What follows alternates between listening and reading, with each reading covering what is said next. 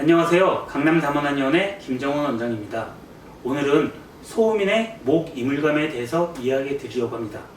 소음인 하면 기본적으로 소화 기능이 약하고 기력이 약하여 몸에 이상이 있는 그런 체질을 말합니다. 물론 건강한 소음인은 그런 것이 없지만 기본적으로 소음인들은 이런 증상을 갖고 있는 경우가 많습니다. 그래서 소음인의 이물감 하면 기본적으로 위장에 문제가 있습니다. 위장에 문제가 생기게 되면 담음이 발생하게 되고, 이 담음이라는 것은 목과 인후부의 순환을 막습니다. 우리가 물질적으로는 림프나 체액의 움직임과 깊은 관련이 있는 것이 담음인데요. 그것이 소음인에게서는 위장의 문제가 해결되지 않으면 그 담음이 늘 생기면서 그러면서 목에 이물감을 발생하게 됩니다.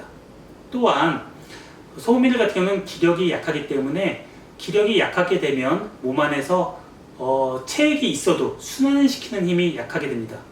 그래서 소음인들 같은 경우는 그런 체액을 순환시키는 것이 필요합니다.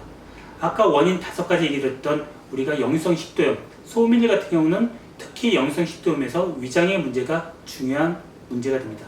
두 번째, 코의 후비루 같은 경우는 소음인들 같은 경우는 면역 기능이 약해지면서 호흡기의 관문인 우리 코에서 문제가 생기고, 그리고 맑은 콧물 또는 점맥들이 코 뒤로 넘어가면서 생기게 됩니다. 세 번째, 목의 구강 건조증. 이거 같은 경우는 기혈이 부족하다 보니까 우리 혈의 생성, 진액의 생성 또는 순환들이 잘 안 되면서 분비가 원활하지 않게 됩니다. 그래서 소음인들 같은 경우는 구강 건조증이 그런 기전으로 발생하게 되고요. 그다음에 만성 인후두부염 같은 경우는 우리가 세포들 같은 경우가 뭔가 재생되는 힘과 파괴되는 힘이 있다고 얘기 드렸는데요. 기가 부족하게 되면 이 재생시키는 힘이 약해지면서 이 만성적인 염증들이 발생하게 됩니다. 그것이 소음인의 이 만성 인후두염의 기전이라고 할 수 있습니다. 마지막으로 매기 같은 경우는 소음인은 늘 소화기가 안 좋고 기력이 약하다 보니까 항상 뭔가 예민해져 있는 상태입니다.